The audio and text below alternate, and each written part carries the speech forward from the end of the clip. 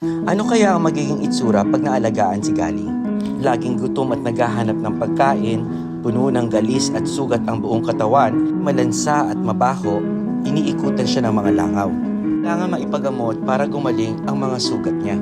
Si Gali ay inabandon ng may-ari sa kanya. Naging palaboy, pero dahil sa sakit nito ay iniiwasan siya at pinandidirihan ng mga tao.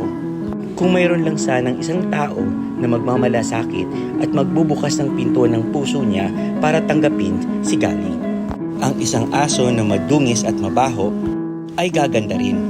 Maraming salamat, Miss Franzel, for not giving up on Gali and adding her on your family. Sobrang saya na makita na nasa mabuting kamay na si Gali, kalaro ang kanyang mga bagong kapatid. Pangit man ang pinagdaanan ni Gali sa kanyang buhay, di nagbago ang disposisyon niya. Mabait, mapagmahal, at malaro. Di man natin masave ang lahat sa buong mundo, pero nabago natin ang buong mundo ni Gali. Darating din ang panahon na maghihilom ang mga sugat. At ang mga sakit na karanasan ay magiging alaala na lamang.